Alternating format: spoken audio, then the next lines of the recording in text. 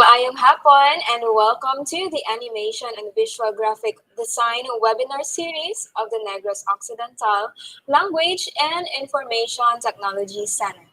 Streaming live over YouTube and Facebook, this is Visual Graphic Design Webinar 12 entitled Introduction to Basic Corel Draw. Corel Draw is a powerful vector editing program, and it is also said that Corel Draw is better for newbies. I know this sounds interesting and we will be learning more of that later. But before anything else, please watch the Tech for Ed video presentation to be followed by the prayer, the singing of Pamansang Awit, and the Negros hymn.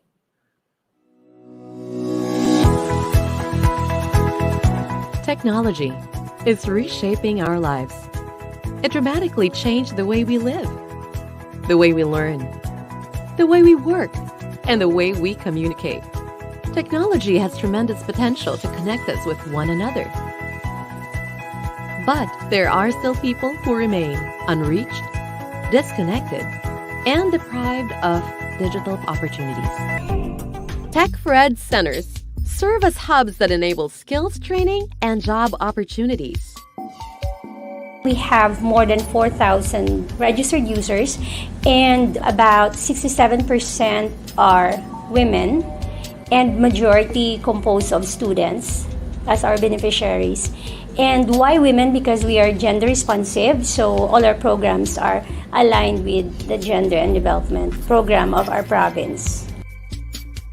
Na tutunan ko yung ibang skills na dapat sa ibang schools na dapat 4 years dapat maano mo lang dito ng mabilisan ng mga months, mga 3 months, makakuha mo lang agad tapos maka-work agad.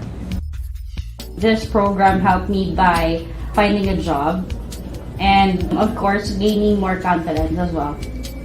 I was able to gain knowledge about the BPOs, on how does the environment work and how am I going to interact with my future customers.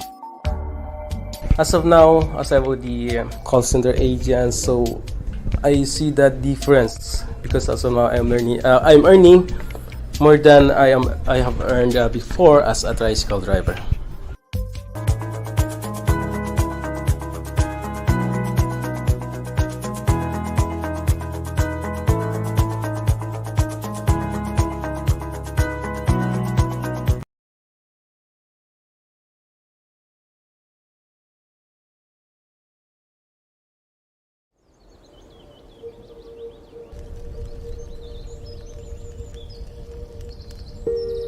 O labing makagagahom nga amay namon sa langit, mahinuklugon nga laon nga tagtugas ang langit, hangin, kalayo, tubig kag duta. Tanda ining imong timawa, kabay ining pag-ampo, magadulot sa amon sang kabuhi nga himaya. Salamat sa mga bugay nga imo ginpaambit sa amon. Salamat sa kabuhi nga ginadulot mo sa amon nga himpit. Salamat sa maayo nga panahon kag ilabi na gid sang imo katutom sa amon. Bendisyone ang imo katawhan. Bendisyone ang ila mga palangabuhian. Bendisyone ang mga panggas sa amon mga talamnan. Bendisyone ang ilang nga paglugayawan sa iban nga kapungsuran. Kabay makalabot sila nga walay sablag sa ila pagapadulungan. Kag ilabi na gid, bendisyone ining isla sang Negros nga amon natawhan.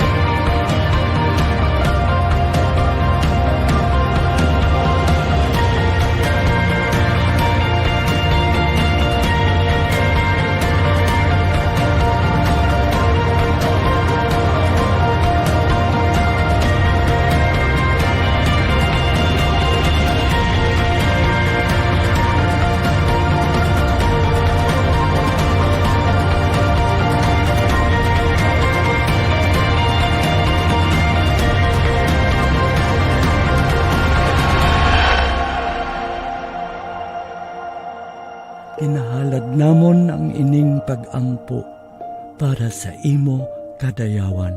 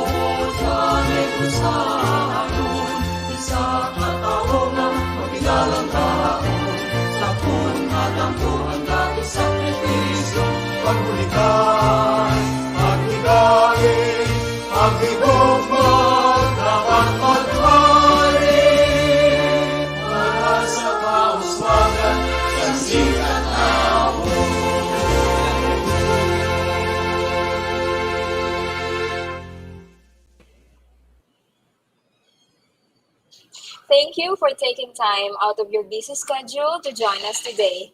My name is Meg, and I am your virtual host. We at NOLITC are truly delighted to have you here participating with us virtually. Thank you very much. NOLITC is recognized nationally as Outstanding Tech for Ed Center by the Department of Information and Communications Technology.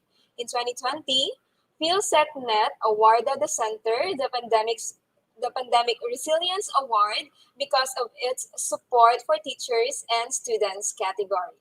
Recently, the three programs of NOLITC were recognized with two-star awards, namely two-star level rating in CCS, NC2, and BGD NC3, and one-star award for 2D animation NC3. The star rating systems recognizes the accomplishments, innovations, and improvements that the TVIs have instituted beyond the minimum requirements set by TESDA. NOLITC's webinar is an innovation project of NOLITC Tech for Ed Center to address the digital divide, and it is being offered for free.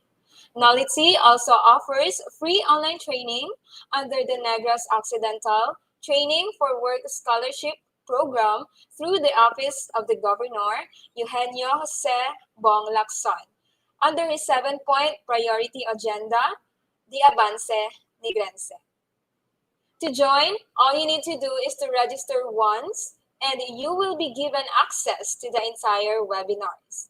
You need to sign up first for your attendance at the start of this webinar, and it will be open for an hour or two.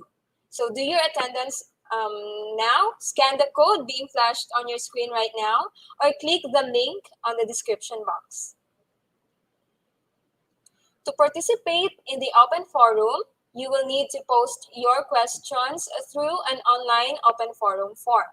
Please find the link in the description box as well, or you may scan the QR code that will be flashed on your screen. Digital certificates will be given only to those who successfully filled out both the attendance and the online evaluation form. Please take note of that. Also, the online evaluation form will be open after this webinar and will be closed at exactly 6 in the evening. If you are watching through Facebook live stream, please follow our page, give our page a thumbs up, and don't forget to share this webinar to your group of friends, families, colleagues, and if you are streaming through YouTube channel, hit that subscribe button. Thank you.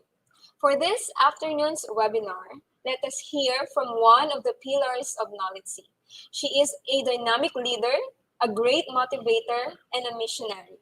Without further ado, let us have the NOLITC's Vocational School Administrator and Tech for Ed Center Manager, Dr. Maria Cristina B. Arbesido. Thank you, Meg. Good afternoon, everyone. It's nice to see you back. Good afternoon to all our viewers via Facebook. We have here from Calatrava SDO, Bagos City SDO, and also from Kabangkalan City SDO. Good afternoon to all our DepEd representatives. And thank you for joining us in all our sessions. And to our regular viewers, welcome back. We are always happy to see you returning and excited to learn in all our sessions. Of course, a warm welcome to all our new participants. We are glad that you're here with us, joining us, and you are eager to learn today. I am glad that you took time out of your busy schedule to have some breather and to enjoy for an hour or two just to learn the basics of Corel Draw.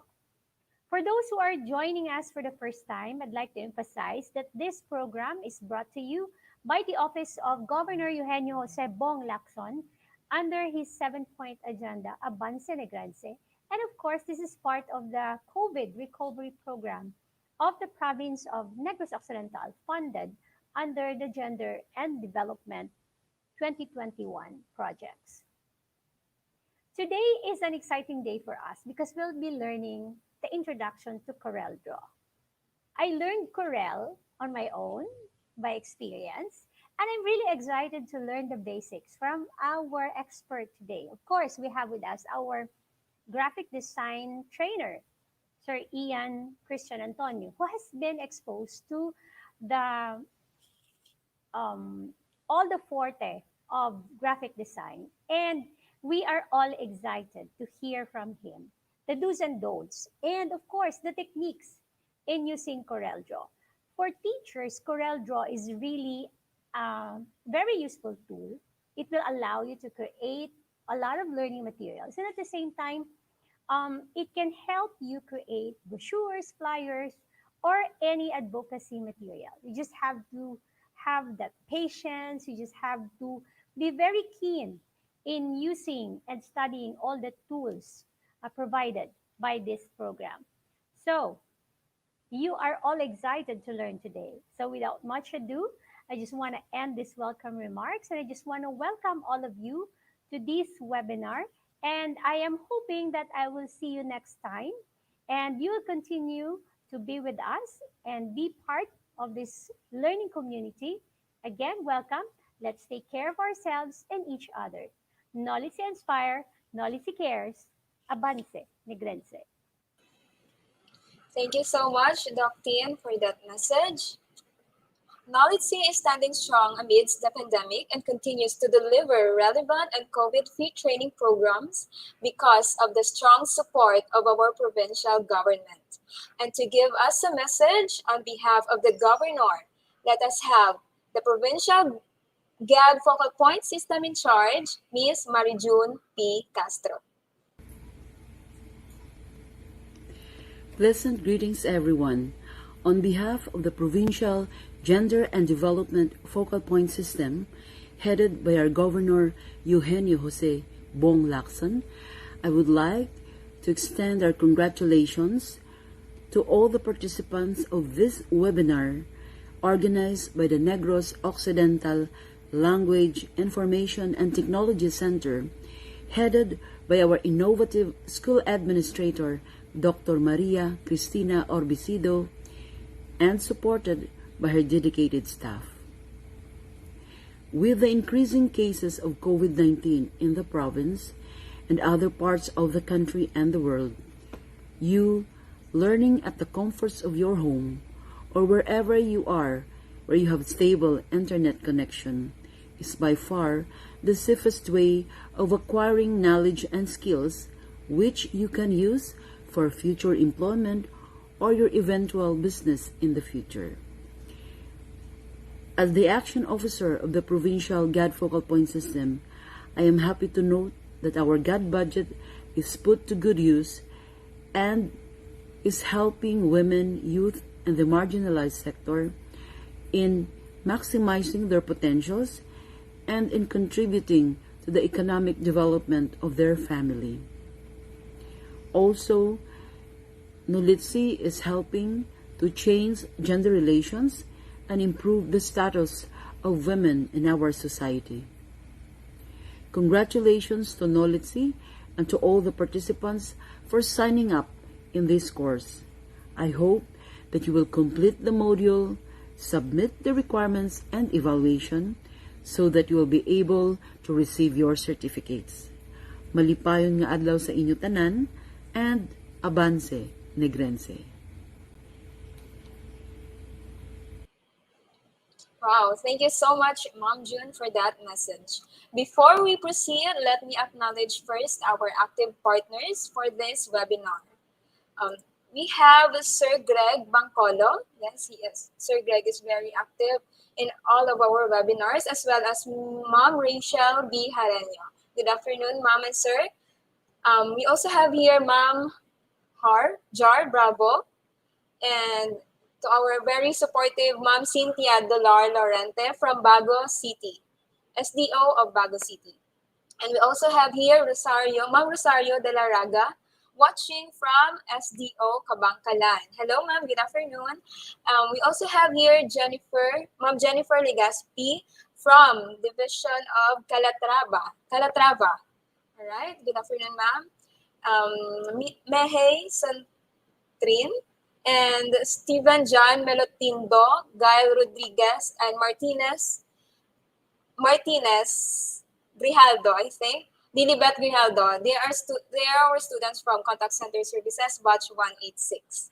And also we have here Jeline May Lirazan Gandao from Contact Center Services, Batch 186. Good afternoon and thank you for joining us this afternoon. Our resource speaker this afternoon is known for his great works in graphic designing, an excellent mentor, and a passionate artist. He embodies a perfect definition of patience because he will never stop teaching and sharing his skills to his trainees until they become an excellent artist themselves. Without further ado, let us have the NOLITC's visual graphic design trainer, Mr. Ian Christian Antonio. Thank you, Mix. Good afternoon to all of our participants. Good afternoon, sir. How are you, Sir Ian? Actually, I'm so blessed. I given a chance to share another kind of applications to our viewers. Mm-hmm. I bet our participants are very excited to learn more about your topic for today. So, Sir Ian, I give you now the virtual floor. Thank you, Ms. Mix. So good afternoon to all of our participants attending this kind of webinar. So actually this is the one of the most standard application used by the industry. So we have Corel Draw, So, minsan, sabi nila is, bakit pa tayo mag-aaral ng Corel Draw kung meron naman tayong Adobe Illustrator. Okay, so mamaya is ipapakita ko sa inyo or something i-discuss ko sa inyo kung ano yung advantage ng Corel Draw compared doon sa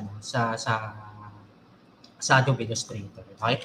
So I guess so without further said, so I will share my screen. Okay. Okay, so we have introduction to basic Corel Draw. So again, this is basic, so it means so this kind of webinar is intended sa mga beginners talaga. So actually our objectives here is to tackle all the essentials tools na gagamitin natin dito sa Corel Draw. So I guess we have limited time lang. So actually pinili ko lang yung most or something mga very important talaga ng mga tools. Okay? So first is, so what is Corel Draw? So it's a vector graphics editor, so developed and marketed by Corel Corporation of Ottawa, Canada. Okay, so ito is, sabi ko kanina, so bagong platform naman. So ito is developed by Corel Corporations. So it means iba ito compared doon sa last na webinar ko, yung Adobe Illustrator, yung Adobe Photoshop, yung Adobe InDesign. So medyo when it comes sa interface, sa functionality, okay, so medyo merong slightly different dito sa Corel Draw. Okay. Then we have vector graphics. So it means parang katulad din siya ng Adobe Illustrator. So when we say vector graphics, actually this kind of graphics is composed of lines. So kung titingnan natin yung mga images ng vector graphics, medyo sharp yan. Okay? Pero yung maganda dito sa vector graphics, kapag nag-resize tayo, so ito hindi nagbabari yung quality niya. Okay? So this application, yung Corel Draw, so meron din siyang parang mathematical equation na kapag nag-resize tayo, so hindi nasisira yung quality niya. Okay? So was initially released in 1989. Okay? So yung pinakaunang version niya, I guess is we have Corel Draw 1.x.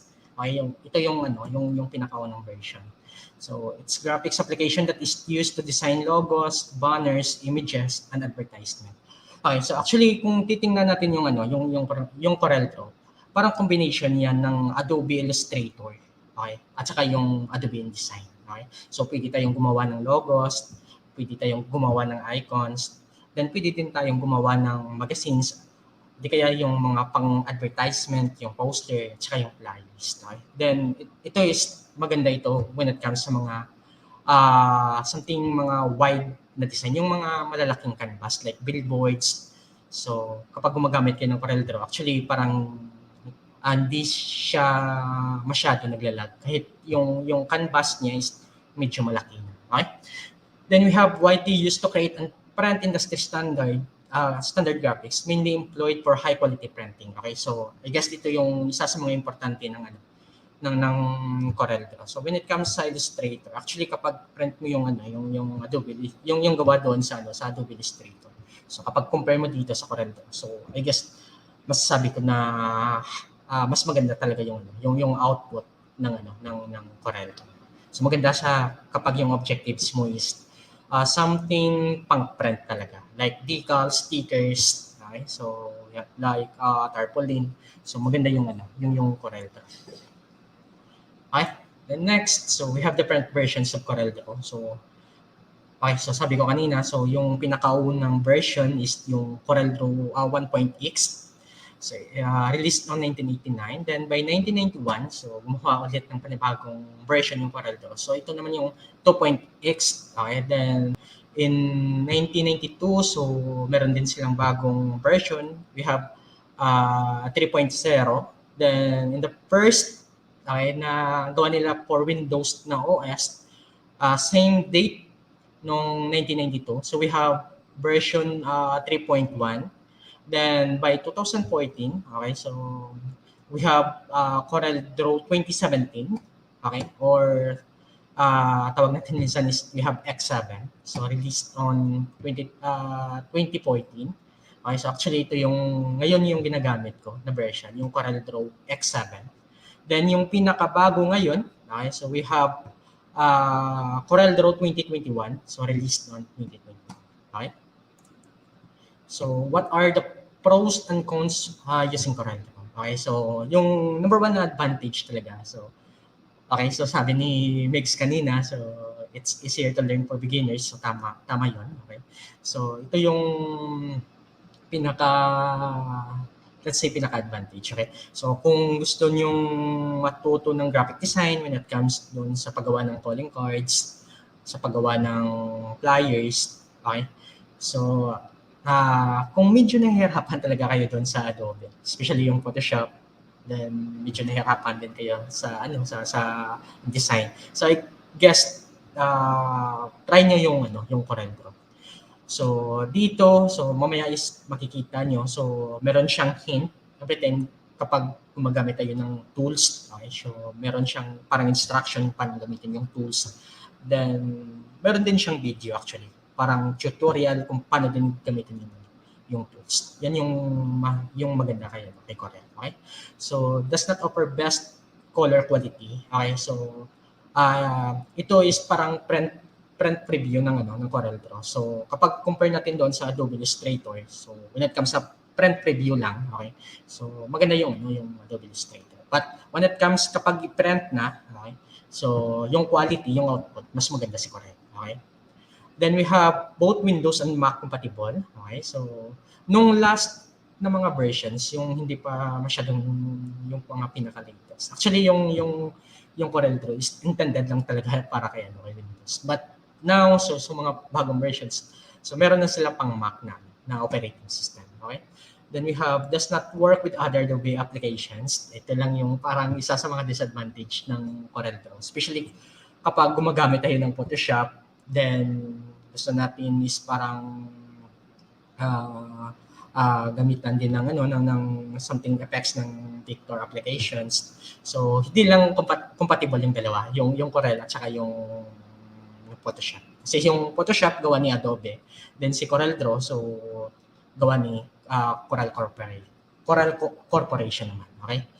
So actually meron namang alternate si Corel para doon sa may Photoshop. So tawag natin doon. So we have Corel Paint naman, okay?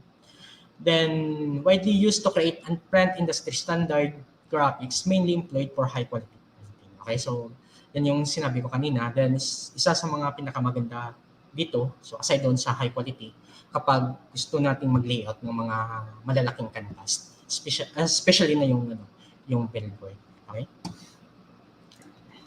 So output of CorelDRAW, so we have, pwede siya good for web, yung pang PDF, EPS, at saka PNG ng mga file format. Okay?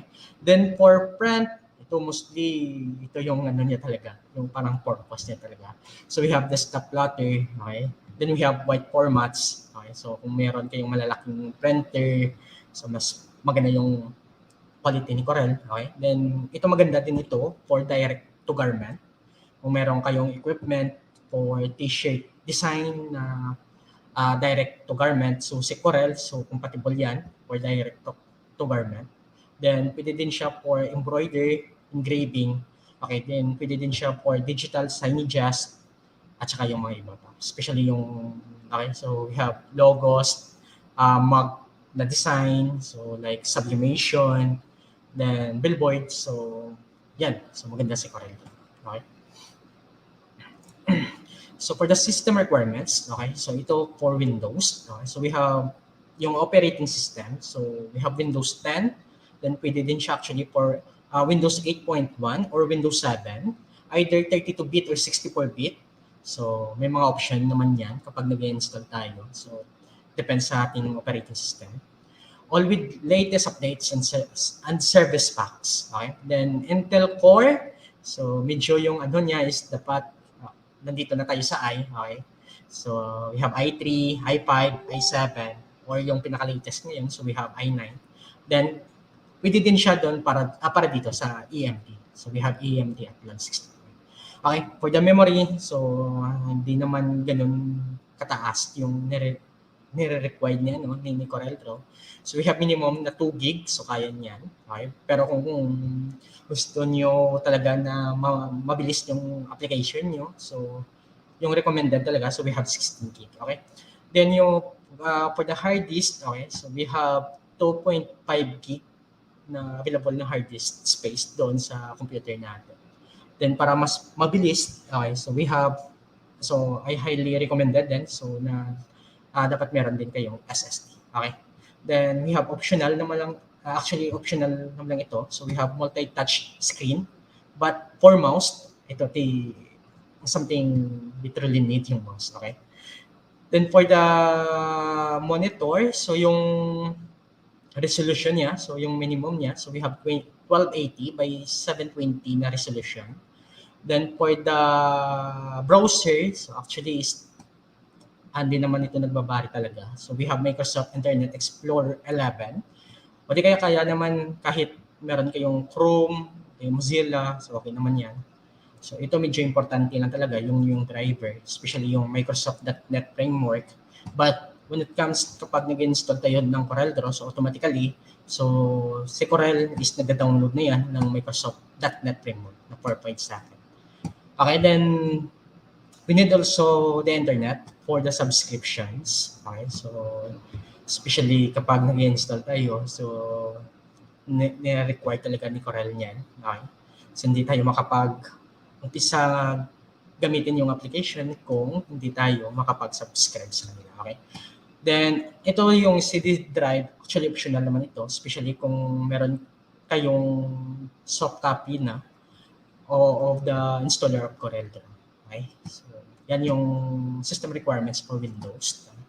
Then, next, yung for Mac naman, so we have Mac OS 10.14, then we have 10.13 or 10.12 na operating system of Mac, okay, with the latest revision. Then, multi-core Intel processor with 64-bit support. Okay, then, dapat meron na tayong kaya lang ng computer natin yung 4 logical cores or higher. Then for the RAM, okay, so yung minimum requirement, yes, so we have 2 gig na RAM. Then yung recommended is we have 8 gig. Then for the hard disk, okay, so we have 4 gig na available space of our hard disk, okay, for installation of Corel Draw. Then for monitors, so we have 12 by 800 resolutions. Then yung recommended natin, so we have 1920 by 1080 na resolutions. Then we need mouse lang talaga. Okay. Yung tablet actually is optional naman ito, but we need yung mouse talaga. Or either kung medyo mahilig talaga kayo dito sa pen tab, so okay yung pen tab kahit wala ng mouse. Okay. So then we need internet for subscription of the applications. Okay, so yan yung minimum, yung system requirements na Corel Draw for Windows at saka for Mac OS. Then next, let's see the examples of Corel Draw. Okay? So ito, so we have product packaging. Maganda din yung Corel Draw sa product packaging. So mostly kahit dito sa Bacolod, okay, so most ng mga advertisement, so meron talaga silang Corel Draw. Okay? Then engraving, okay? So yan yung sabi ko kanina, maganda yung Corel Draw when it comes to engraving, embroiders, okay? Then mga white formats, okay? So maganda yung Corel Draw. Then direct to garments, okay? So maganda din yung Corel Draw. Okay? So I guess okay na tayo doon sa definition ng Corel Draw. So medyo naiintindihan na natin yung Corel Draw. So this time, so punta naman tayo sa application ng Corel Draw. Okay? Okay, so I have here the Corel Draw. Okay, so yung version na ginagamit ko is version X7. Okay, so ito yung 2017 na version. Okay, then yung bit is we have 64-bit. Okay? So pag open nyo ng Corel Draw, actually ito yung interface niya. Okay, so hide lang muna natin ito. Okay. So dito actually is nandito yung get started kung saan tayo gagawa ng bagong document, yung from the scratch talaga. Then, if you have template na gusto nyo something i-modify or something i-update, so nandito din sa get started. So we have workspace, okay? So kung medyo hindi kayo comfortable sa default, so we have option naman. So we have light na workspace. Oops. Okay, so we have classic. Okay. Ito naman yung classic. Nag-iiba yung interface niya. So we have default. Okay, ito naman yung default. Okay. Then we have advanced. Kung gusto niyo parang Adobe Illustrator, so we have option here. So we have Adobe Illustrator na workspace. Okay. So ito isa sa maganda sa Corel Draw. So lahat ng updated ng mga tools nila. So dito sa what's new, so makikita natin yan. Okay. Then they have also gallery, so mga samples ng mga gawa ng Corel Draw. So nandito din. Okay. Then updates, diba? So we have membership and subscriptions. Okay. So punta na tayo dito. Okay. Then okay, so let's try gagawa tayo ng bagong document. So I will click new document. Okay. Then dito, so lumabas yung options ng new document. So from top, okay, so we have name or title of our documents. So let's put, okay, so sample exercise 1. Okay, so we have preset destination. Okay, kung ano yung gustong output mo. So good ba for web? Okay. It good ba for print? So nandito yung yung option mo. Okay. Then we have also size. Okay. So yung size niya compare doon sa sa Adobe na applications. Ito is lahat nandito na. Okay. So from A0, okay, from letter, okay, from envelope. So lahat nandito na. Okay, from web. Okay. Then what else? So from tabloids, nandito na lahat. Okay. Then kung hindi niyo makita yung intended na size niyo dito, so actually you can change naman yung size dito manually. So we have width, like for example, so let's say okay, so yung width na gusto ko is 12. Okay, then yung units nandito din. So 12 inches. Okay. Then for the units, actually, din natin yan palitan. So we have inches, millimeters, picas points, okay, pixels. Okay. So we have also feet, yards, or even miles na unit. Okay. O miles or kilometers. Kung gusto mo talagang malaki yung canvas mo, pang kilometro. O nandito yung, meron silang kilometers na unit. Okay. But now, so let's choose lang muna yung inches. Okay, then, yan. So, we have width na 12 inches, yung height. Okay, so, sample is we have, okay, let's say, okay, 8 inches. Then, automatically, yung orientation ko is naging landscape kasi mataas yung value ng width ko. Okay, then, meron din tayong portrait. Okay, kung gusto natin patayo yung design natin. Then, automatically, yung value ng width at saka ng height natin is nagbabago niya. Okay, then we have also number of pages. Okay, so yan yung kanina, yung sinabi ko kanina, na si Corel Draw is parang same din kay Adobe InDesign. Okay, so lagay lang muna ako dito ng 1. So, but later, so ipapakita ko sa inyo yung paggamit ng pages. Okay, then for color mode, so we have two common color mode na ginagamit. Okay. So we have CMYK or cyan, magenta, yellow, and black. Or good for print na color mode. Then we have also RGB or red, green, and blue na good for screen na color mode. Okay? Then we have also resolution. Okay? So we have that's per inch. So yung standard is we have 300. But sometimes hindi kaya ng computer natin. So actually pwede naman yan babaan. Like 72 pixels. So, okay? So depende sa target talaga. Okay? So, balik lang muna ako dito sa 300. Okay. Then, we have preview mode. Okay. So, ito is, mamaya is i-explain ko ito. But, but yung iba dito, like for example, wireframe. So, when we say wireframe, parang outline lang siya. So, wala siyang kulay, yung shape walang kulay. So, yung makikita nyo lang doon sa artboard nyo or canvas is outline lang talaga. Okay? Then we have draft. Okay? Yung draft is yung quality niya. So, hindi ganun kaganda. Okay? Parang kung titingnan natin, parang gumawa lang tayo ng draft na design. Okay? Then we have normal. Then kung gusto niyo talagang medyo maganda yung quality, so we have enhanced. Okay? But for now, okay, so let's select normal. Okay? Then kung okay na kayo dito, okay, then we have okay na button dito. So, press lang yung okay. Okay, ito na yung interface ng Corel Draw. Okay, so actually hindi siya ganun ka-complex compare kay doon sa Adobe applications. So we have dito sa itaas, we have menu bar, okay? So dito makikita natin yung file kung saan tayo nagsisave, okay? So dito lang kay menu bar yung okay, so what else yung effects, okay? So nandito lang kay menu bar, okay? Then we have also workspace, okay? Kung gusto natin palitan yung workspace natin, so nandito lang kay menu bar. Okay? Then we have also dockers. Okay, so yung dockers, ito yung mga properties ng Corel Draw. Okay, then we have also control bar. Sa control bar, okay, so actually dito natin makikita yung mga property na ginagamit natin.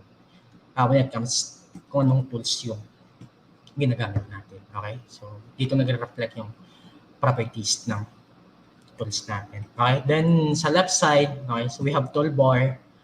Okay, then dito is we have status bar. Okay, dito is most likely yung kulay na ginagamit natin.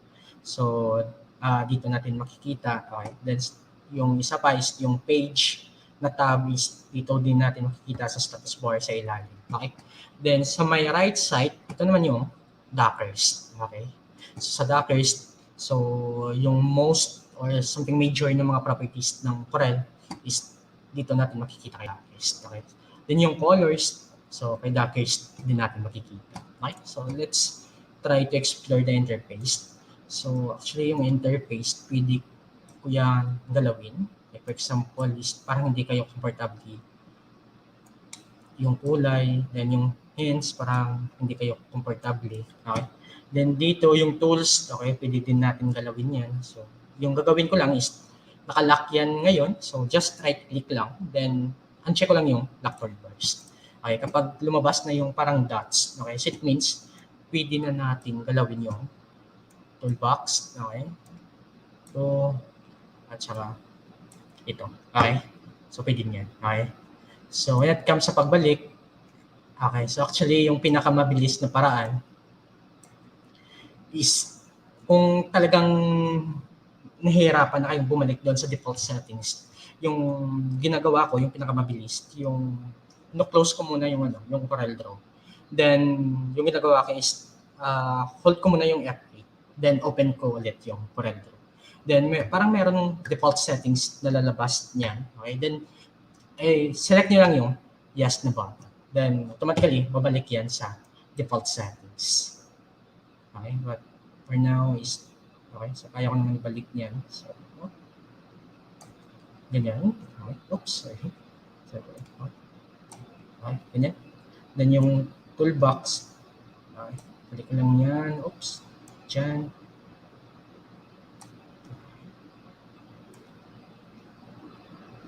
Okay, so balik ka lang. Oops, sorry. Dito. Okay. Then, ito, oops. Okay, dyan na lang. Okay. Then, lock ko na yung toolbars ko. Okay, para hindi na mag-allow. Okay, so punta tayo sa Dockers tab. Okay.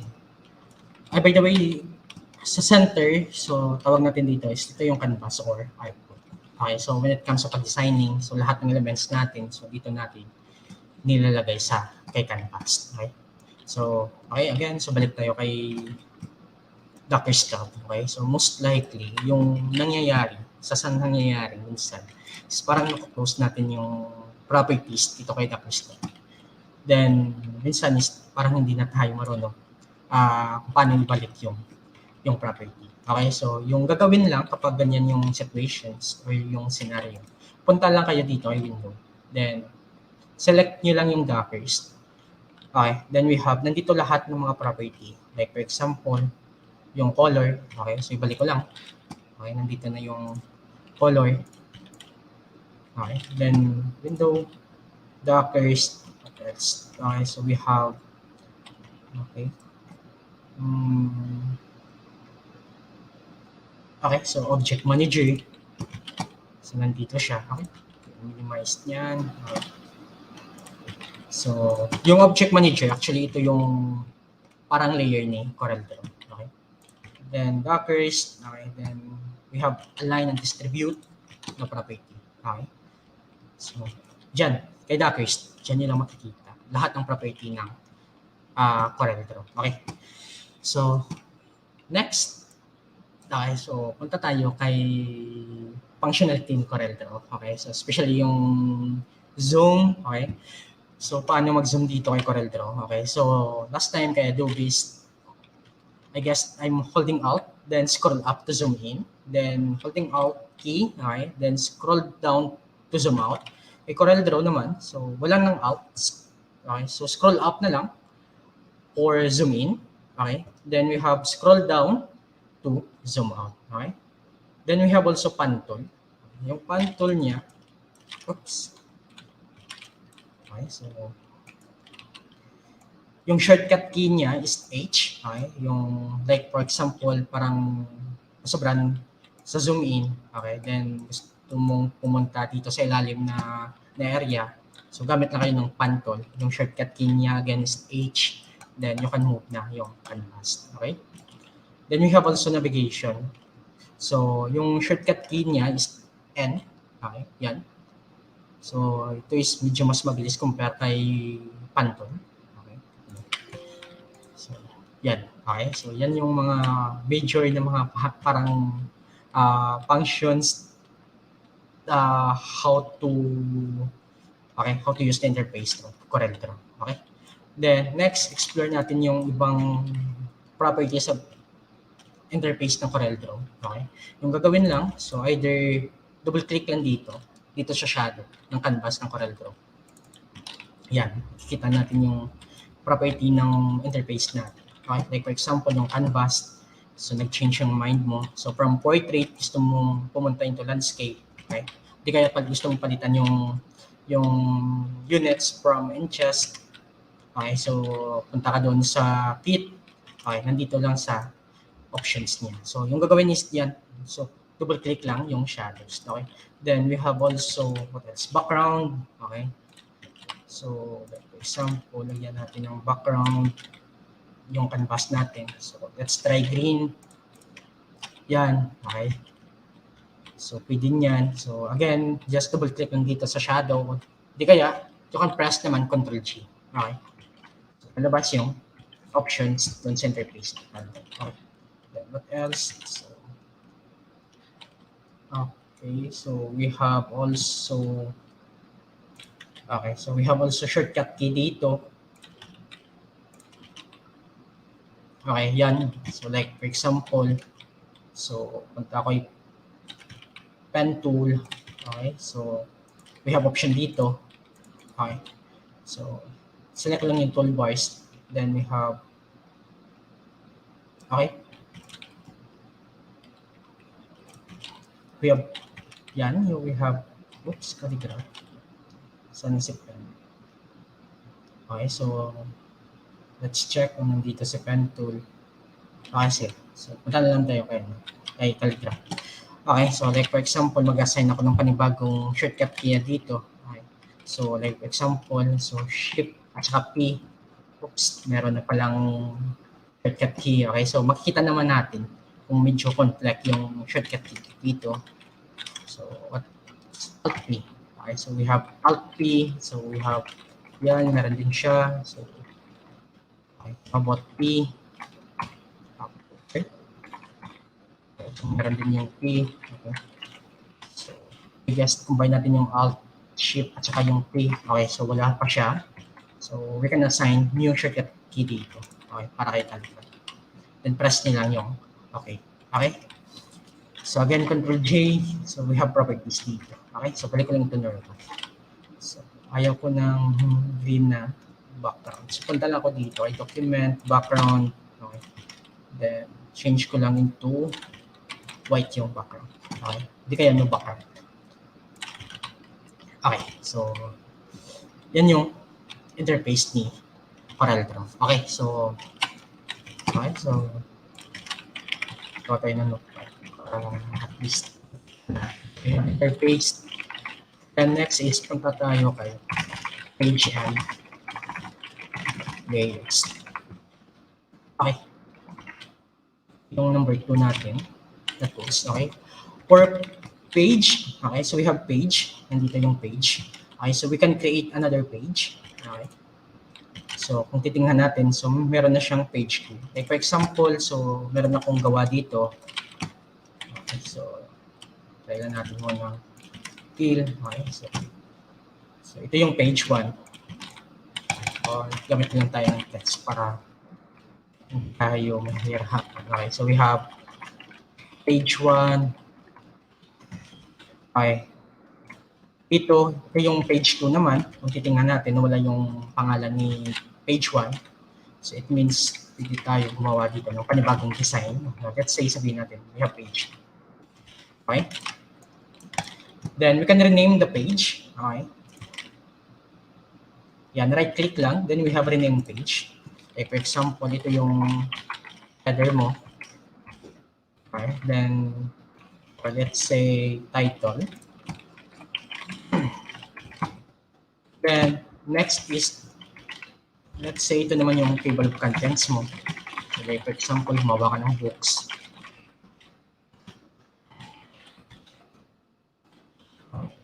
Then gawa ko ng panibagong page. Okay? So click ko lang yung parang plus button. Okay, so we have page 3. So let's say ito yung acknowledgement mo. And another page, then let's say ito yung, okay, so right click, rename page. Okay, so we have, let's say ito yung content. Okay, then you can rename, you can swap. Okay, so just hold lang left click, then drag lang. Oops, sorry. So zoom out muna tayo dito. Okay. Drag natin, yan. So kung titingnan natin, yung nauna na, so kanina is, yung nauna is si title. So yung ginawa ko is, by holding left click, drag ko lang siya before ni title. So ngayon, ang yung nauna na is si acknowledgement. Okay. So we can swap naman yan. Okay. Oh. Yan. Okay. So we have acknowledgement, table of contents, title, then yung content. Okay.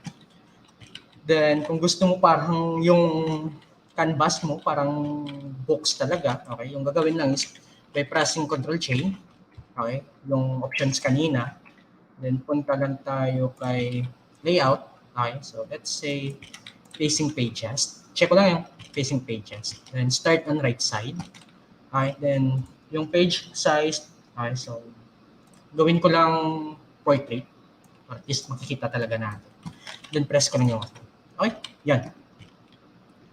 So we have that one. Ito yung yung acknowledgement natin. Ito na yung nauna based dito sa arrangement ng pages natin. Then ito yung next, yung page 2 natin. So naging table of contents na. Then yung page 3 natin, ito na yung title. Then we have page 4. Okay. So it means when it comes sa layout, so like for example, meron kayong something overlapping na layout from page 2 at saka page 3. So, hindi ka na mahihirapan. Yan yung maganda kay Corel. So, balik ko lang. So, Control J. Okay, then layout. So, uncheck ko lang yung facing pages. Then press ko lang. Okay. Then next, punta naman tayo kay master. Okay. So, ito is, I guess, magagamit nyo talaga ito. So dito sa object manager, so sabi ko kanina, ito yung parang layer ni ni Corel Draw. Then at the same time actually, so ito din yung pages ni Corel Draw. So dito makikita natin. So lahat ng pages na na ginawa ko. So we have acknowledgement, table of contents, title, content, then sa ilalim, so we have master page. Okay? So yung master page, like for example, you have footer, okay, then parang gusto mong gamitin for your whole pages. Okay, so it means para hindi mahirap, gagawa tayo ng master page. Okay, so okay, let's try to create. Okay, oops, sorry. Gawa lang ako ng panibagong layer dito. Oops, sorry. Dito ay master. Oops. Okay, so let's try that one. Let's try change natin yung layer from footer. Okay. And then lagyan ko lang ng footer, the text. Okay. Makita lang natin. Okay, so we have something about footer. Okay, so let's put into master. Okay, so ngayon nandito ako kay acknowledgement na page. So dapat si footer, so dapat lalabas din siya kay table of contents. Okay, so wala siya. So let's check. Okay, 3 at saka 4. Okay. So let's check again. Okay, so punta ako dito. Gawa ko ng so gawa ko ng panibagong master layer pala. Okay. Then dito, okay. So again, so we have footer. Okay, so then dito, okay, so balik ako dito. Okay, so delete ko ito. So hindi siya nag-reflect kasi dito ako gumawa kay acknowledgement, hindi kay master page. Okay. So yung gagawin ko is delete muna ito. Then balik ako dito kay master. Then dito, dito ako gagawa ng text na footer. Yan. So dapat kay page 2, page 3, at saka kay page 4. So magre-reflect si footer. So, yan. Click ko si page 2. Nandito na si footer. Page 3, nandito na si footer. At saka page 4, nandito na si footer. Okay?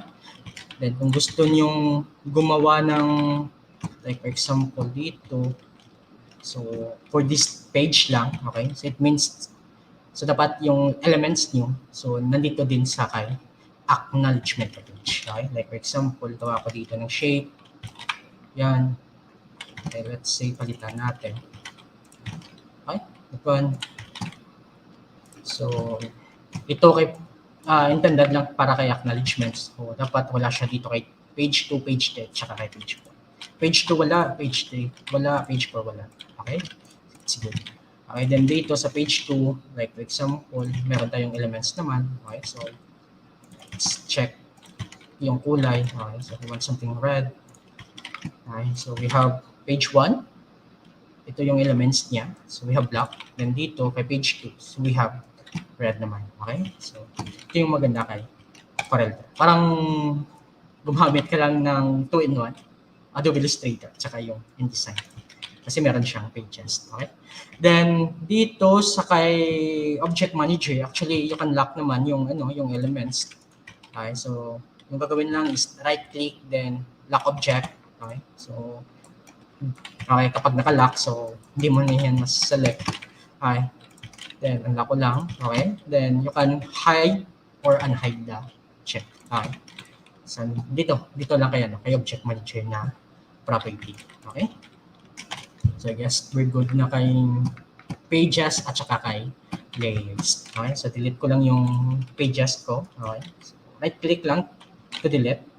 Okay, so we have delete pages, right click, then delete pages, right click, then delete pages. Okay, then yung master page, so I guess I need to delete na. Okay, so I have one canvas na lang. Then yung next natin, okay, so okay na tayo kay page and layers. Then number 3, so we have shapes. Okay, so actually dito kay shapes, so we have yung pinaka-common talaga. So we have three shapes dito. So first is we have rectangle. Okay, so zoom ko lang by scroll up. Okay, so we can make vertical shape. Okay. kaya horizontal na shape. Okay, so just hold lang yung left click, then drag lang. Then gusto nyo parang proportion, okay, just hold control lang. Okay? Kay Adobe, so gumagamit tayo ng shift na key. Kay Corel, so yung proportion niya is control naman. Okay? Yan lang yung yung parang sabi ko kanina parang medyo mahihirapan ka kasi iba yung functionality ng Corel. Okay? So yan yung proportion, control. Okay? Then for the properties, okay, so we have X and Y. Ito is nababara ito sa position. Then manually, we can change naman yung width at yung height. Like for example, I want something 0.2. Okay, yung width. Then yung height, so let's say 0.6. Okay, so we can change that manually. Okay, then we can also rotate manually yung shape. So makikita lang natin dito sa control bar. Like for example, I need to rotate 45 degrees. Yan. Then we can flip it either horizontally. Okay, so far din natin makikita. Okay, so para makita natin, I guess, rotate ko muna yung 45 degrees. Okay, then horizontally. Okay, we can flip horizontally. Then we can flip vertically. Okay, yung shape. Then meron din siyang round. Okay, na property dito. Okay, like for example, we have top left. Gusto natin lagyan ng round. Okay, like for example, 0.2. Let's say 0.02. Okay. And so my top right, let's say 0.08. 0.08 feet. Okay, then bottom left. So let's say 0.04 feet. Okay, then sa my bottom right, so let's say 0.01 feet. Let's say, okay, so 9.09. Okay, yan. So we have round. Then we can also change the property of roundness. Like this is round. Gusto nyo scallop, yan yung scallop. Okay, then we have chamfered. Okay, yung chamfered nagiging polygon yung shape natin. Okay, so yan yung property ni shape. Okay, so next is ni rectangle pala. Yung 3 point actually parang rectangle din yan. Yung pagkakaiba niyan is the way you make a rectangle. Okay, so una is parang line siya, then drag nyo lang to make it rectangle. Okay, so yung property niya actually is same lang yan kay kanina doon sa paggawa natin ng rectangle. Okay. But again, yung pagkakaiba niya lang is the way you make a rectangle. Okay? Then next is we have ellipse. Okay?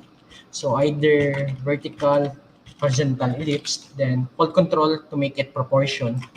Okay, then for the property, so we have position, manual resizing by width and height. Okay, so we have also manual rotations. Then meron din tayong mirror horizontally at saka vertically. Then we have pi. Ito medyo maganda sa kanya. Okay, like for example, I want pi na property niya. Then we can adjust the pi. Okay, like that one. So we have property here. Okay. Or change the pi. Okay. That one. So ito yung slice. But if you need the slice pala, so you can change naman yun. Okay, so we have option here. So for our ellipse na shape. Okay, then next, we have also 3-point ellipse. Okay? So actually, same din yung sa rectangle. So yung pagkakaiba lang nito is yung way sa paggawa ng ellipse. Okay, yan lang. Okay, so balik ko lang yan. Okay, then next, we have also polygon. So it refers to the number of sides of our shapes. Like for example, I want to make pentagon. Okay, so we have dito sa itaas. So ito yung number of sides natin. So dito is naka-indicate 5. So when it comes, if I drag that one, so makagawa ako ng pentagon na shape. Okay. Then also I can change that one into, let's say, 3 sides or triangle. Di kaya 6 sides or hexagon. Okay. Yan yung polygon. Okay. So yung iba, actually we have text dito na shapes. Like for example, banners. Okay. So ito yung different kind of banners. Ito yung mga pics na yan. You can make it banners na immediately. So, medyo mabilis siya. Then, what else? We have also flowchart. Pwede tayong gumamit dito ng flowchart. Okay, like for example, okay, so let's try ito. Yan. Okay, so what else? Okay, ito for flowchart. Yan. So we can make different kinds of shapes good for flowchart. Okay. Okay, then next. Okay, so yan lang yung for shapes. Okay, so yun yung tatlo yung, I guess, yung pinaka-importante naman. So again, we have rectangle, ellipse, at saka yung polygon. Okay. Then next is, oops, sorry. Yung number 4 natin. Okay, so you have fill and okay. So when you say fill, so it means this is the color inside sa ating shapes. Okay, so we have different kind of ways to make it fill. Okay, so either dito, okay, so just double clicking dito to make it fill. Okay, then we have uniform fill. Okay, so makita natin dito yung PK. Okay, so we can choose colors dito sa PK. Then we can change also the hue. Anong gusto nating kulay, like something blue or green. So nandito lang. Okay, then we have also CMY key. Like for example, gusto mo yung cyan medyo mataas. So let's make it 100. See? Okay, so balik ako dito. Double click. Okay. So again, so 100. Okay, so yan, medyo kung titingnan natin, medyo nag-dark siya. Then we have also hex number. Okay. Then we can also change the CMY key into yan, RGB. Okay. Then ngayon, yung option natin ngayon, so we have red, green, at saka yung blue naman. Like for example, mag-add ka ng red. So let's say, okay, lagayin natin 80% yung red. Yan, so may iba yung kulay ng shape natin.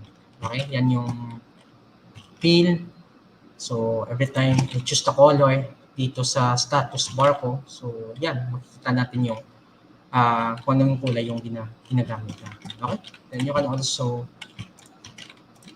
change the color, oops, dito using color docker dito sa property.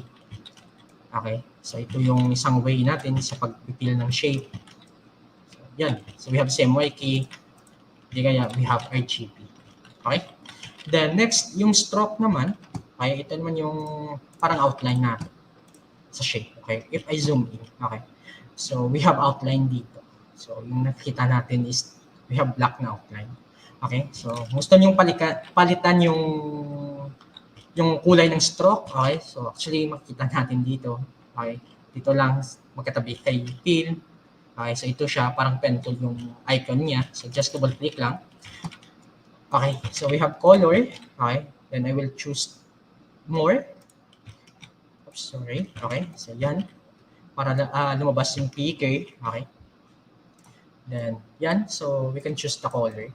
Then, isa sa pinakamaganda dito kay Corel, so we have also yan. Like, kung gusto mo pumili ng combination of colors, like complementary, so meron siya. Okay, yan. So, you can choose yung color na compatible sa kulay na pinili mo. Okay. Okay, yan si stroke. So, let's change it into blue. Then, at the same time, gusto ko yung width niya medyo makapal.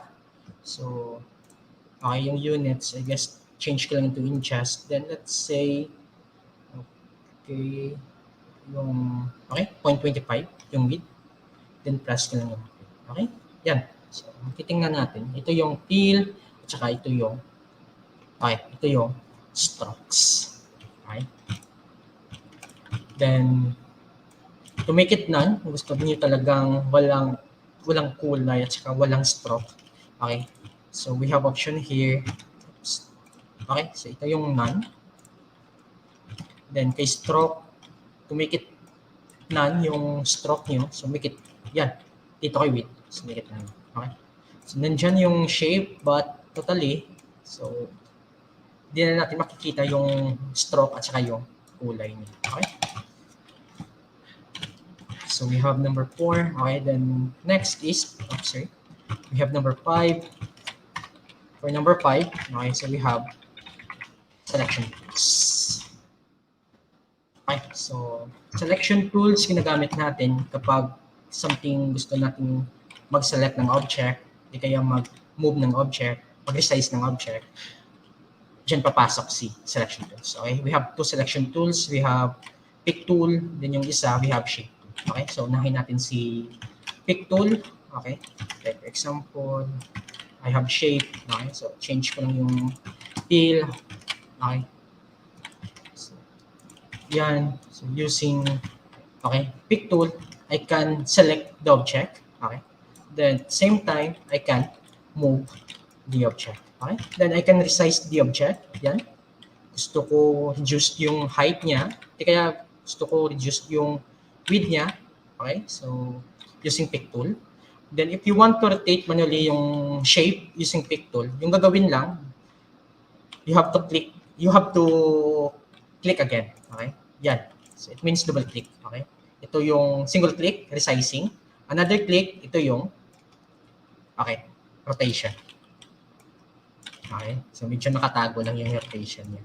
Then yung isa, ito yung skew. Okay, gusto niya something manipulate yung shape na gusto niya. Okay, then when it comes to multiple selections, okay, like for example, you have, okay, let's say more than 1 objects. Okay, to select multiple objects, yung gagawin lang is either Control A. Okay, automatically select yung lahat ng object. Then you can move yan, okay, together. Or either by clicking at then hold shift key. So you can select yan, 3 objects. To deselect, just hold again shift and click the object you want to deselect. Okay. Yan. So yan yung ating selection, ay yung pick tool natin. Then next is try natin yung shape tool. Okay? Actually yung shape tool, mostly ginagamit ko niyan if I want to make corner round. Okay? By holding control, okay, so I can make ganyan. That at saka bottom right. I can make round yan. Okay, or di kaya yung purpose ng shape tool, okay, is to manipulate yung shape. Okay, yung gagawin lang, just right click, okay, then convert mo na into curves. Okay, then you can manipulate into something 3D yung shape na gusto nyo. Okay, yan si pick tool. Okay, then try naman natin yung ordering. Okay, so like for example, I have, okay, yan. Then by the way, to copy paste, okay, either Control C to copy, then Control V to paste. Okay, yan, dalawa na yung object ko. Hindi kaya yung ginagawa ko, sorry. Okay, yung ginagawa ko by by using mouse, just hold left click and drag, then press nyo yung right click. Okay, pag press nyo yung right click, merong plus na lalabas niyan. Okay, then release lang yung left click to copy. Okay, so yan yung parang isang way na medyo mabilis yung pag-copy paste. Okay, balik na tayo doon sa ordering. Okay, so we have that one, green. Okay, ito importante talaga ito. So copy ko lang by holding left click, then press ko yung right click. Okay, then change ko lang ito blue. Okay, so we have different ways to arrange the ordering of our shapes. So yung una, by using the object manager or layers. Okay, so just hold left click lang, then drag lang yung shape pailalim. Okay, so actually nagbe-based yung ordering dito kung sino yung pinakatap dito. Like for example, yung pinakatap dito is green. It means dito sa canvas natin, sa Corel. So yung pinaka-top din dito is yung screen. Okay? To arrange again, just hold the click, then drag lang. Okay?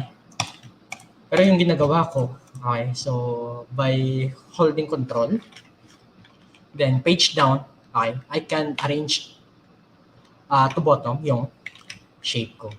Di kaya from control, okay, hold control, okay, from bottom pala, just hold control, then press page up, okay, so umaakyat naman yung shape natin, okay? So you can arrange using shortcut key, again, then di kaya dito sa object manager, okay? So, okay, we have ordering, we have resizing, we have copy-paste na. Then, to undo actually, yung ginagawa ko is just hold control lang, then press nyo lang yung Z. Okay. To redo, just hold control, then press nyo lang yung R. Okay. Then, minsan, merong times na yung design natin, like for example, yung elements natin, is parang natatabunan ng isang elements natin. So, medyo nahihirapan tayong mag-select dito sa ilalim. Yung ginagawa ko is tab lang. Okay. Yan. When it comes kapag nag-press na ng tab, yung ginagawa niya is yung next na object, yan yung siniselect niya. Then you can move that one. Okay. Kaya, okay, so select all muna natin. Just hold Alt. Okay. Oops, sorry. Natin yung digger kung kaya niya yung digger. Okay, so just hold Alt. Select nyo lang yung pinaka-top na object. Then just hold Alt. Then press nyo lang yung left click. Okay. Then automatically mag-select yan doon sa second object. Then you can move that one outside. Okay. Yan yung isa sa mga technique na ginagamit ko when it comes sa pag-design using Corel. Okay. Okay, then next, okay na tayo kay selection. So let's try to import and export.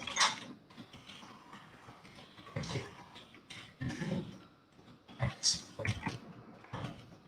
So when you say import, it means meron tayong elements o di kaya images na gusto nating ilagay dito sa canvas natin. Okay? So to import, either click lang ito yung import, or press nyo lang yung Control-I. Okay, so we can choose na yung image na gusto ilagay natin dito. Then press nyo lang yung import. Then you can either left click, di kaya drag nyo lang yung left click.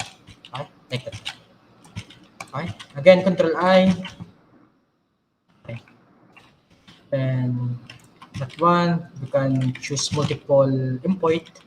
Okay, by selecting multiple images, then click lang yung import. Okay, we have that one, yung pinakaunang na-select. Then ito yung, ikalawang select, and ito yung katatlong na-select. Okay, just ganyan lang, yung kasimpleng mag-import na images. Okay, then minsan, so when it comes sa layout natin, merong times na yung image natin gusto natin ipasok dito sa object. Okay. So, sa Adobe, tawag natin dito is clipping mask. Okay. Dito kay Corel, so tawag naman natin dito is power clip. Okay. Yung gagawin lang, so ito, gumawa ko ng shape. Okay. Select lang yung image, then just right-click lang. Then we have power clip inside. Okay. Select yan, then choose yung object kung saan siya papasok. Okay, like that. Then by pressing double-click, okay, we can resize the object. Kaya we can move the object. And ganyan lang kasi. Okay, then we have option dito na stop editing. Pabalik yan into main na interface niya. Okay? Then, like for example, so minsan we have also multiple objects. Okay? One. Then yung gagawin ko, magduduplicate na lang ako dito. Okay. So, holding left click, drag, then press right click. Okay, yan. Then, to duplicate, just hold control, then press lang yung okay, that ID. Okay, you can duplicate it. Yung maganda is precise pa yung space. Okay? Then, let's try na ipasok dito yung object. Okay? Ganyan. Okay, so yung gagawin ko is group ko ito. By grouping, either just right click, and then we have group object. Di kayo yung shortcut key niya, so we have Control G. Okay? So group muna, okay? So labas ko muna, extract ko muna yung object ito. So click lang to extract. Then we have option dito. Okay, so we have extra content. Yeah. So lalabas yung image natin. So delete ko muna ito. Then again, right click, then choose lang yung power clip. Okay, then select lang yung any objects dito. Okay, papasok lang yun. Okay, ito. Then double click. Okay, then you can resize that one. Then you can select yung area na gusto nyo. Okay. Then kapag okay na kayo, so stop lang yung edit. Yan. So makagawa na kayo ng like doon sa magazines na ganito yung type of design. Okay? Then next, sige, punta na tayo sa, again, import pa rin sa images. Okay? Then dito, so add na lang natin yung transparency. Okay, so have transparency tool. Okay, so when you say transparency, actually, like for example, so medyo gusto nyo yung image nyo nagbe-blend doon sa background nyo. Yan. So you can use yung transparency tool. Okay, like for example, sige, gawa tayo ng image dito. Okay, ganyan. So let's say we have that one color. Okay. Oops, sorry. Nasa ilalim siya. So it means gagamit ako ng ordering by pressing hold control at saka page up. Yan. So yung titingnan natin yung image ko nagbe-blend doon sa shape ko. Okay? So yan yung transparency natin. Okay? Then dito, yung maganda kay transparency, okay, I can drag that one by holding left click. Yan, that one. So maka-add ako ng ganitong style. Then I can move that one. I can move that one. Okay? Then I can also adjust the transparency. Okay? Then let's try, okay, combine two images. Okay? So yung canvas ko, change ko lang. Okay? So from portrait, gagawin ko lang landscape. So we have option dito na makikita natin kay control bar. Okay? Then yung gagawin ko, so mag-import ako ng panibagong image. Okay. That one, let's try ito. Okay, that one. So let's blend yung dalawang image. Okay. So using transparency tool. Okay. That one. Okay. Then yung isa, yung medyo meron pa siyang sharpness. Okay. Adjust ko lang yung transparency tool. Okay. That one. Yeah. Okay. We can make it. Okay. Then we can also add blending options like kagaya ng Adobe Photoshop, yung multiply, yung yung screen. So actually meron din dito si Corel. So makikita lang natin dito again kay transparency. So ito yun. So we have option dito. So right now, so we have normal. So change ko lang, let's try multiply. Like so, meron siyang effects na kagaya din kay Adobe. Okay? So, yan. So, dito, so it means kapag ganito yung design mo, so it means makagawa ka na ng like flyers at saka poster dito. Okay? And then, next, okay na tayo. So, sige, last na lang para kay image. Okay, before natin export. Ito, importante talaga ito. So, we have also image trace dito. Okay, like Adobe Illustrator. But tawag natin dito is we have trace bitmap. Okay, yan. So, let's try with trace bitmap. So, yung ginagawa niya, from raster na images, okay, so, when you say raster, yung pixels na image, so, kino-convert niya into vector. Okay, so, kung titingnan natin, so, wala ng pixels, then, medyo sharp na yung mga lines niya. So, gusto niyo mabilisan na conversion from raster to vector. So, meron naman siya ditong trace bitmap na options. Okay? Yeah. Then next, try to export. Like for example, meron na tayong design. Okay, balik ko dito. Okay, let's say ito yung design ko. Then export natin. Okay. So yung gagawin ko, ito lang yung export. Okay. So katabi lang yung import. Or di kaya you can press naman, hold control, plus E na button. Yan.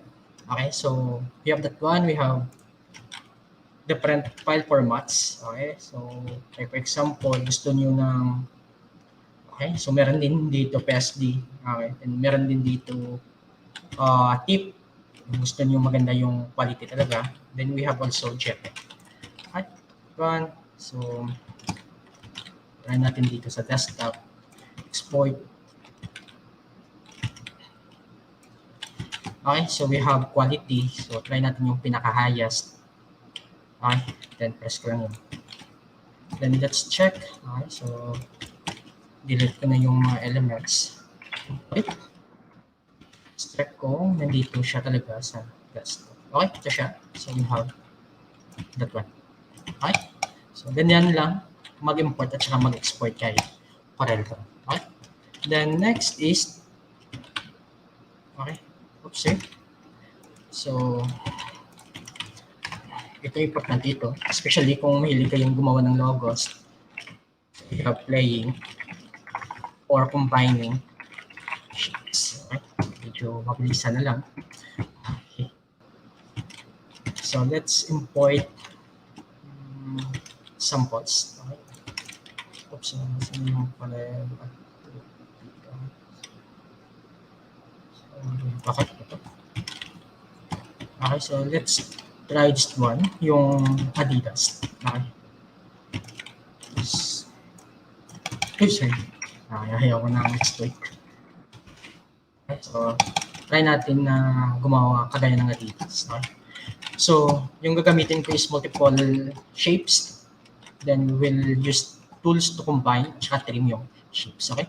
First, okay, gamit lang ako ng ellipse. Copy-paste. Okay. Ganyan.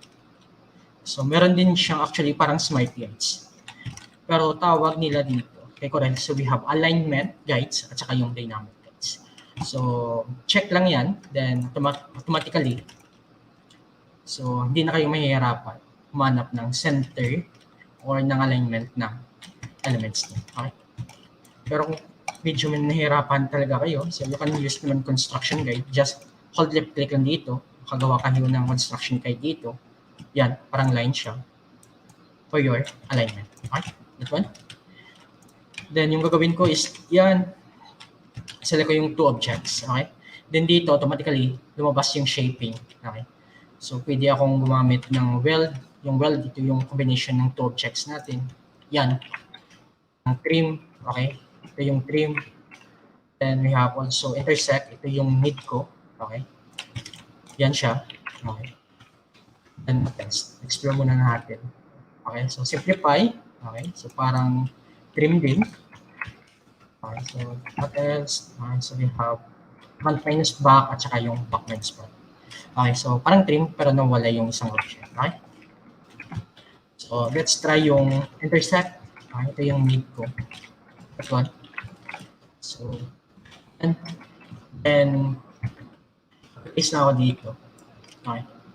So, yung gagawin ko is, okay, double click ako dito. Change ko lang yung center point of rotation ko. Then, by holding left click, yan.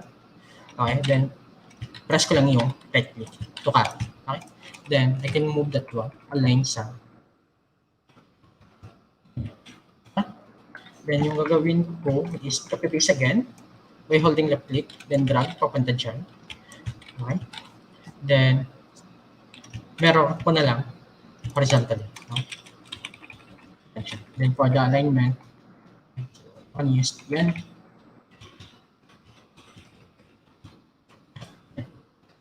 Sabihin lang ako. Okay. Then we can change the color into black. Okay. Oops, sorry. Ayan. Parang hindi siya align. Okay. So, then we can make a rectangle. Okay. So change ko lang muna into white para makita natin yung output niya. Oops, sorry. Paste. Control D to duplicate. Then yung gagawin ko, select all, then I will take delete. Oops, sorry. Okay. So, one, team. Oops, sorry.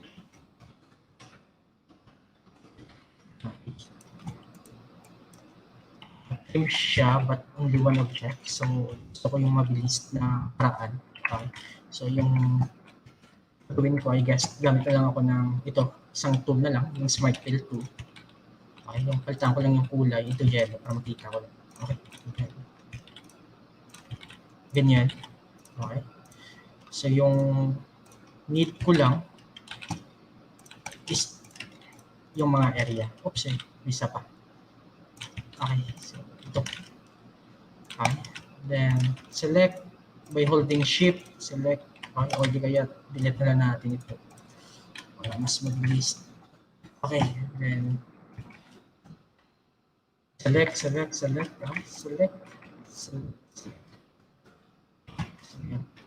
One, ang select ko lang. And shift. One. So, then change ko lang yung kulay. Okay. Sorry. O gagamit ng ito. Okay. Instead, para mabilis, select all. Sorry. Then change ko lang into black. So, meron pang isang walang kulay. Okay. So, dito, pwede na tayong gumamit ng ito. Okay. Yan. Then, yung stroke, meron stroke. Okay. So, if you want to set into none. So, again, so, we have option dito. So, select lang yung none. Okay. Ganyan. So we can make something like this. Okay, so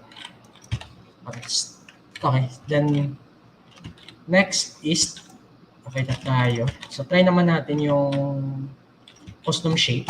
Okay, so we have pin tool dito. Okay. So 3, okay. So 7, so we have custom shape. Okay, so yung pinaka in demand talaga na custom shape. So, ito siya. Saan ba yan? Okay. So ito siya. Nandito siya sa ilalim ng pen tool. So, yung pen tool natin. Okay. Ito yung most talaga na ginagamit na tool when it comes sa pag-create ng customized shape. Okay, so using pen tool, so we can make a regular shape by clicking, single click, I mean. Okay, then connect nyo lang yung nodes niya para pwede nyo siyang kulayan. Okay, ganyan. Okay, hindi kaya ito yung specialty niya. So pen tool, okay, then by holding left click, okay, yan, we can make a curve. Okay, so ito yung most likely na ginagamit, like meron kayong background na parang naka-curve siya. Okay, so it means yung appropriate talaga na tool dyan is yung pen tool. Okay, yan. So we have that one. Okay.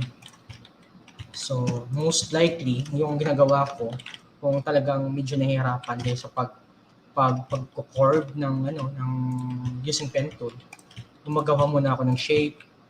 Okay. Ito yung isa sa mga useful na mga technique ni Corel. Okay. Then yung gagawin after making a shape using pen tool, okay, gamit lang kayo ng shape tool, then punta na kayo dito. Oops, sorry. Yan.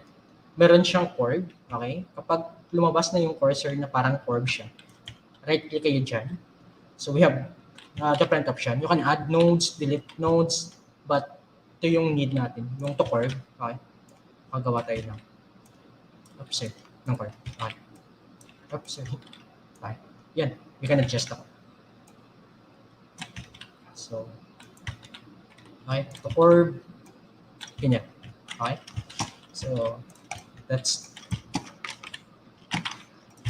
okay. So, that's like for example, I have here a logo of Pepsi. Okay? Yun yung gagawin ko. So, meron siyang curve. Okay? So, medyo mahirap kapag gumamit talaga tayo ng pen tool. Okay? Yung gagawin lang, yan.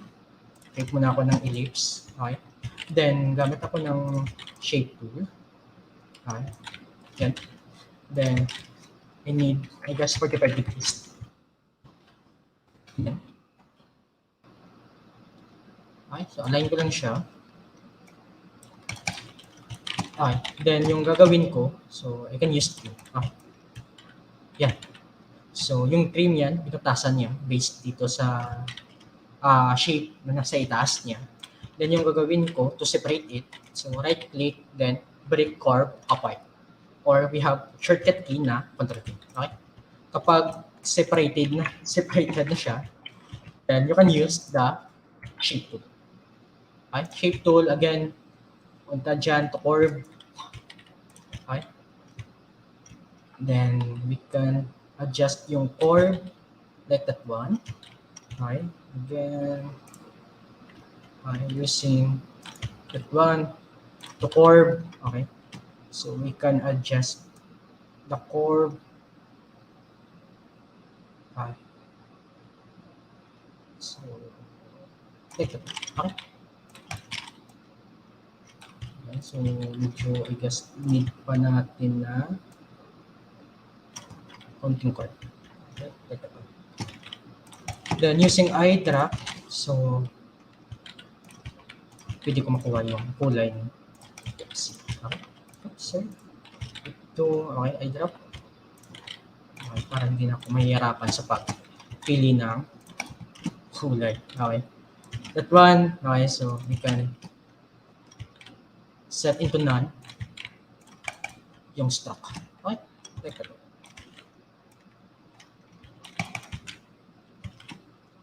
Okay, so we have that one. Then, next, okay, so try naman natin yung okay na tayo kay custom shape. Okay. Try naman natin yung ito, importante din itong tool ito. So we have region.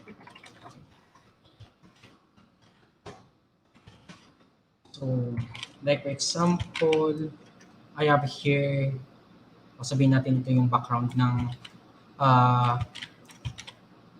poster ko, hindi kaya ng tarpaulin ko. One. Then gusto kong, mag-blend ng kulay. Okay, yung tool dito, okay, so tawag natin dito is we have interactive fill tool. Okay. So parang gradient siya. Okay. Yung gagawin lang, just hold the click lang, then drag lang, papunta dun sa shape na gusto niyo. Okay. Then to change the color, so ito, pwede kayong magpalit ng kulay dito. But yung ginagawa ko, yung pinakamadali, dito ako nagpapalit kay fill na options. Okay, so kanina, ito yung uniform fill. So ngayon, nandito na ako kay fountain fill. Okay?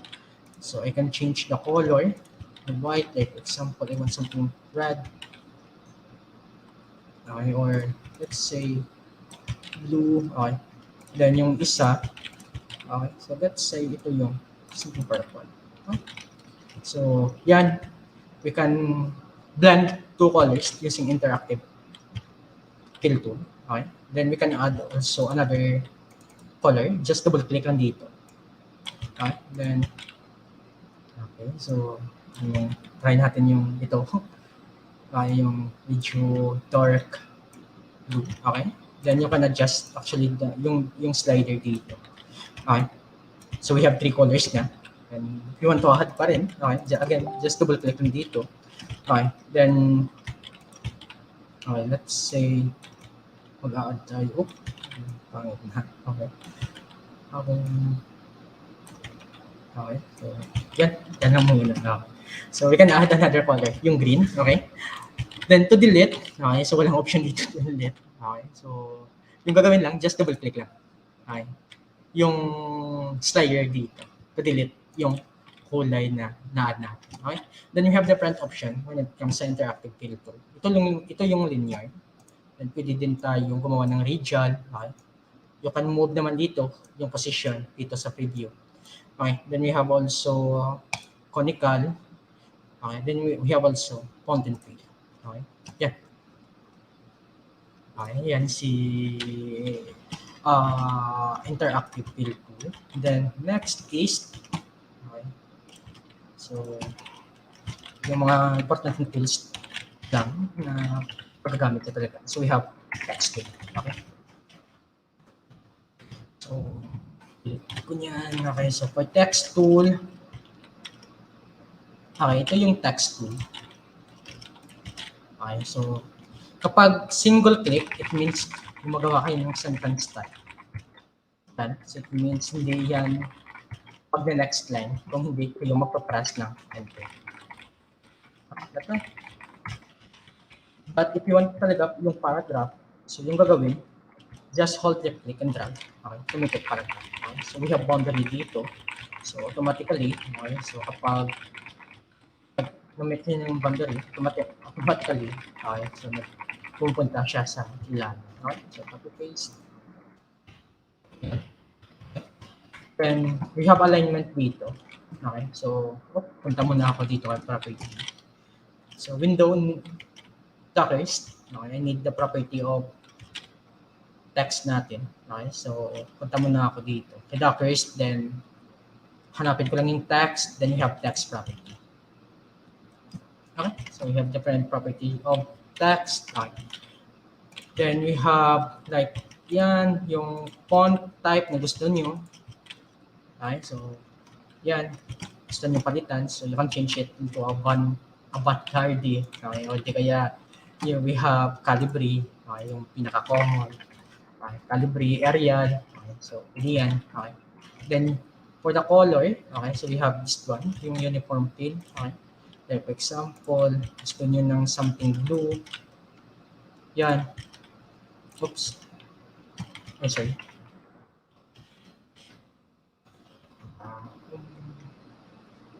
Okay, yan na. Yung blue, kaya something yellow. Ay, nakulay. Yan na. Okay. Balik ko lang sa black. Masakit sa mata. Okay. Di kaya meron kayong something i-highlight ng words. That one. So we have ito. Okay. So background color. Okay. For example, blue. Okay. So let's check. Yan. Okay. So pwede din yan. So we have a highlighter dito. Okay. Then font size nandito din. Okay. Like for example, medyo gusto niyo ng malaking font size. Okay. Oops, sorry. Okay. So let's say 25. Yan. Medyo malaki na siya. Then you have also alignment. Okay. Like left align. Oops. Parang hindi natin kikita yung left align. Okay. So I guess I need to expand that one. Okay. So I need to. So we have space para makita natin yung left align. Okay. Yan. Then, yan yung left align. Then we have also align center. We have also align right. We have also justify. So, nandito. So, makikita lang natin dito kay text properties. Okay. Then we have also we have also tracking. Okay. Change natin yung yan yung tracking. Okay. And we have also indent. So ito. So mostly actually is medyo complete naman yung property ni text dito kay Corel. Okay. So medyo okay naman yung text property dito. Then yung maganda dito, like for example, okay, so I have 10 to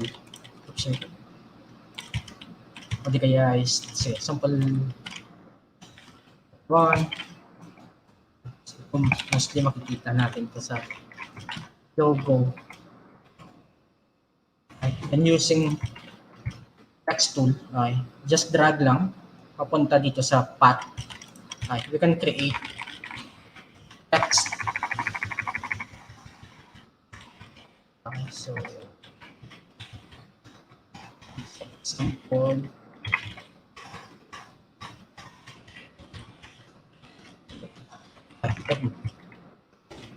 Ganyan. So we can, oops, sorry.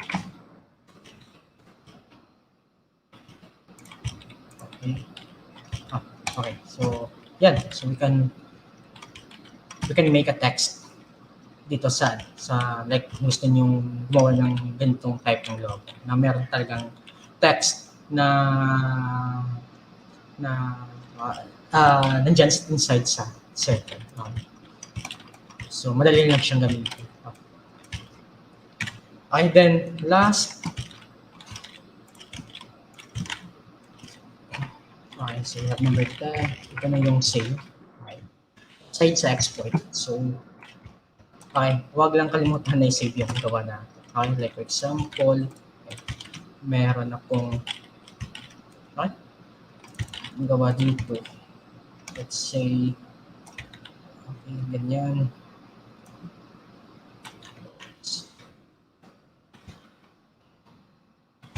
Okay, so,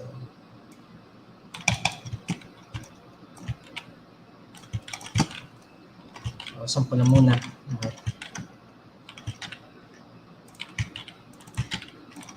Okay.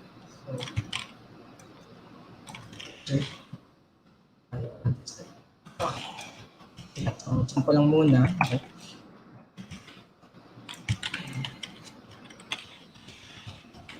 Okay, then kapag nagsasave ng Corel, so okay, wag dito kay export. So dito kayo dumaan kay file, then save as. Okay, then take note. So dapat yung file type natin or yung save as type natin is dapat naka CDR siya or naka-Corel. Okay. So ganyan. So okay, so save. So it means so every time na meron kayong gustong modify, okay, so let's check. So file open, okay, open natin yung save natin. So you have that one. Yan, so hindi siya nagko-compress. So pwede natin siyang i-move on. Kasi kapag naka-JPEG na yan, so hindi na natin magagalaw yung elements natin. Okay, so I guess that's all for Corel Draw. Actually, hindi siya talaga mahirap. So, yung ano na lang is practice lang talaga. Then, ano lang, familiarize niyo lang yung mga, ito yung 10 tools na ito. Then yung ginagawa ko to practice actually, like for example, is yan. Ito is galing ito sa internet. Then yung ginagawa ko, okay, is okay, pinapalo ko yung mga elements dito. Like for example, so I have circle, okay, for I, then, Control P, okay, so, try natin. Okay.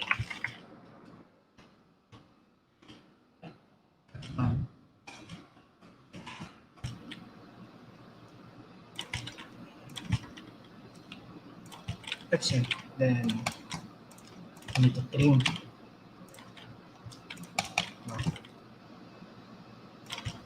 Sure.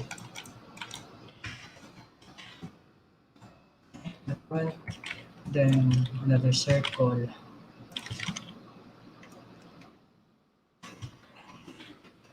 So, yung mata na lang kasi wala na tayong oras. No? So, ay charap na muna. Yan. Yan lang yung ginagawa ko kapag gusto kong mag-practice ng mga tools ng mga applications.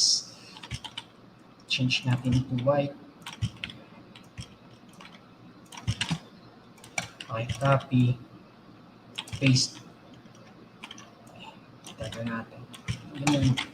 Okay, so set ko lang ito. Okay. Nan yung stroke natin. Yan. Okay. So actually yan lang yung gusto ko something ma-familiarize yung mga tools. So kumukuha ako ng samples doon sa internet. Then yung ginagawa ko is in-interpret ko dito sa applications.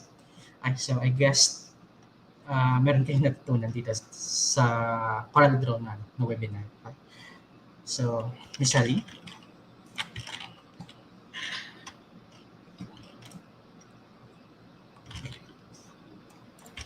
Alright, thank you so much, Sir Ian, for that very interesting topic.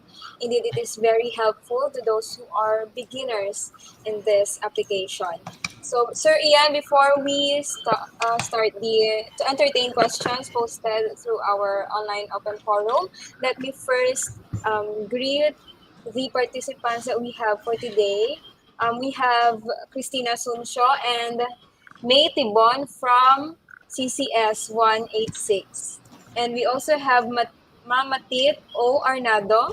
Good afternoon from Sagay City. Good afternoon, ma'am. Thank you for joining us this afternoon. Also, we have Sir June John Kalamay. Good afternoon from SDO Kabangkalan City, Linao Extension National High School. Good afternoon, sir. And we would also like to thank the Negros Occidental Provincial GAD Focal Point System for joining us and for sharing our webinars this afternoon. Thank you so much. Sir Ian, are you ready? Yes, Megs. All right. Thank you. Okay, sir. So let's go to question number 1.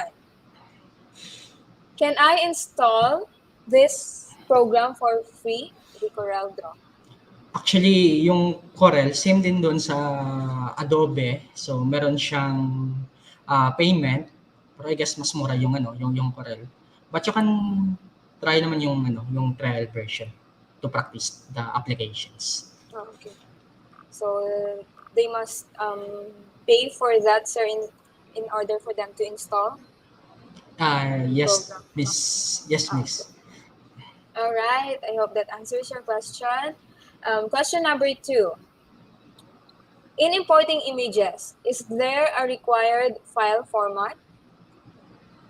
Actually, so for the raster file formats, so actually kaya niya yung PNG, GIF, JPEG. So most na lahat ng mga common ng mga file formats, so actually nababasa naman yan ni Corel. Then for vectors, so we have PDF, EPS na file format. Yes, pati yung CAD actually makakaya niya ni Corel. How many images can they import in As one? long na makakaya ng computer na mag-run yung design na ginagawa nila. Yung images na ini-import nila. Okay. All right, thank you for that answer, sir. Question number 3. I am a student and I used Photoshop in most of my designs. You think it will not be hard for me to shift to Corel Draw? Okay, so actually, medyo maninibago ka talaga doon sa sa interface ng Corel, especially yung zooming, iba yung zooming ng Adobe at saka ng Corel Draw. So I guess medyo mahirap talaga pagsabayin yung Photoshop at saka yung Corel Draw kasi medyo mag-adjust ka talaga. But I guess nang within a days lang, so I guess ma-adapt mo yung Corel Draw kasi easy to learn talaga yung Corel Draw. Yeah. Right, I agree, Sir Ian. So question number 4, is there a ready layout designs or font in Corel Draw? Or do you need to start from scratch? Okay, so actually, meron namang mga vector na mga designs na mga ready-made naman. So actually is marami diyan sa internet. Just find lang yung mga free nila na mga template. Okay? Then for the font, so actually you can download naman yung font for free. Meron namang mga font na perfect. So kung medyo mahirap talaga yung umpisa para sa iyo, yung talaga yung pagko-concept or from the scratch talaga. So meron naman yung mga yung Corel Draw na mga pre-template. Alright. Thank you, Sir Ian, for that answer. Let's go to question number 5. What is the file output in Corel Draw? Can you save it as a picture file? Okay, for Corel Draw na file format niya, yun yung .cdr, okay? But if you want to save it into raster na file format, so pwede yung JPEG, yung TIFF, gusto mo yung medyo maganda yung quality, okay? Then yung PNG at saka yung GIF. So pwede naman siya. Okay, so it can be exported as PNG and JPEG. Yes. All right. So, question number 6. This is our last question for today, sir. Mayong hapon, ano po ba ang mas reliable na paper for decal sticker, paper size siguro, sir? Decal sticker printing. Then, is it okay to use printer? Epson L360 in printing? Okay, actually sa production, hindi ako ganun ka-expert talaga. But for stickers, so mostly yung ginagamit nila is yung mga glossy type. But yung material is hindi lang po actually familiar, especially yung brand. Okay. Then doon sa sa printer na L360. So actually depende sa target na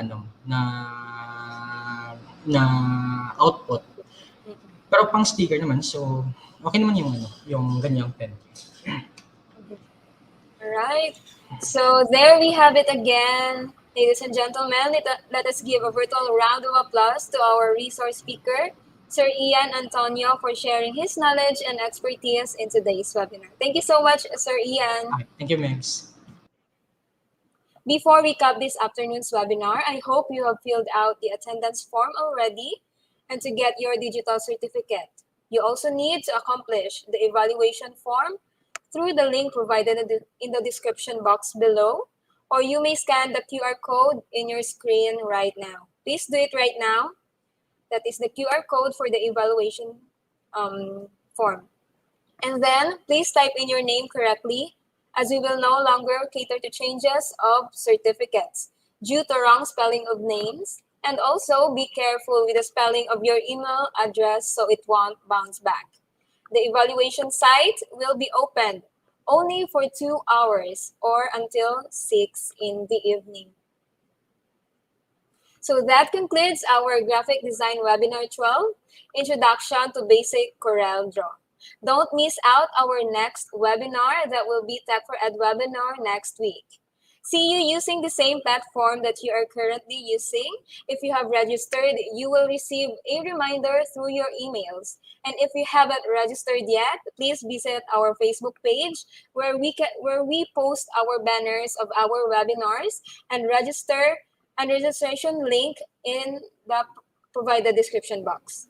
So that's all for today. We hope you had a meaningful and fun learning with us. And stay healthy, stay safe. NOLITC inspire, NOLITC cares. Avance, Negrense.